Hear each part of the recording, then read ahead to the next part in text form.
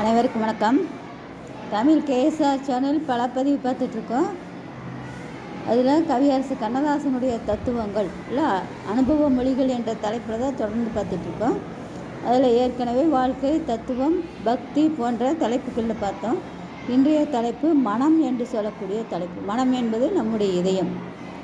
மனஸ் என்ற சொல்லில் இருந்துதான் மனுஷன் என்ற சொல்லே பிறந்தது. ஆகவே அனைத்துக்கும் மூலம் மனமே. நன்மை தீமை அனைத்துக்கும் பொறுப்பு மனமே. அந்த மனத்தை இழுத்து பிடிக்க தெரிந்துவிட்டால் நீ இறைவன் நெருங்கிவிட்டாய் என்று பொருள். சொல்லிவிட்டு சிந்திக்கிறவன் மனிதன், சிந்தித்து சொல்லுகிறவன் ஞானி. ஒரு வம்சத்தை அடித்து மறு வம்சத்தை உருவாக்கிய சாணக்கியன் கூட 2 நேரங்களிலும் சிந்தித்து கொண்டிருந்தான். அவன் உருவாக்கிய புதிய வம்சம் கடைசி வரையில் அவனை கைவிடவில்லை.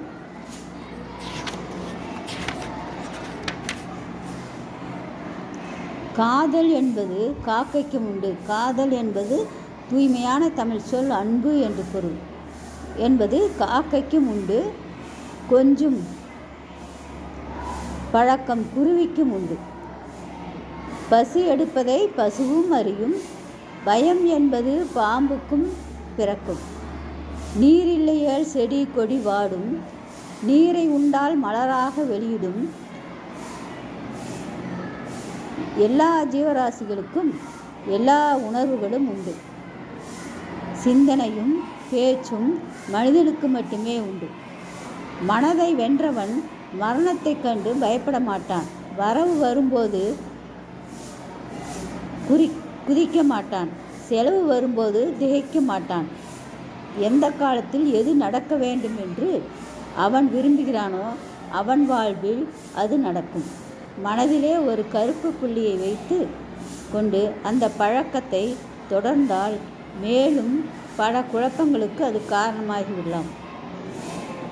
நேருக்கு நேராக பேசிக்கொண்டு விட்டால் எவ்வளவு பெரிய கேள்விக்கும் விடை கிடைத்துவிடும். பேசவில்லை என்றால் சிறிய கேள்விகளும் விஸ்வரூபம் எடுக்கும், அதாவது அதிகப்படியாகும் என்று சொல்கிறார். விலங்குகளுக்கு 5 அறிவு என்றும் மனிதர்களுக்கு 6 அறிவு என்றும் கூறப்படுகிறது. மனிதர்களையும் விலங்குகளையும் பிரித்து காட்டுவது இந்த 6வது அறிவல்லவா, மனம் ஒன்றே. மாமரத்து விறகுகளை எரியவிட்டு அதில் விளைந்த மாங்காய்களை கொதிக்க வைப்பது போல மனத்தை துடிக்க வைத்தே மனிதனை கொதிக்க வைக்கிறான் இறைவன். மிகவும்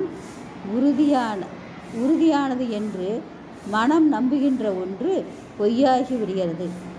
இந்த பேதங்களுக்கும் சலனங்களுமே அறிவை போக்குகிறது, அறிவை உண்டாக்குகிறது என்று சொல்லக்கூடிய பகுதி. இதனுடைய தொடர்ச்சி அடுத்த பகுதியில் பார்ப்போம். நன்றி, வணக்கம், வாழ்க வளமுடன்.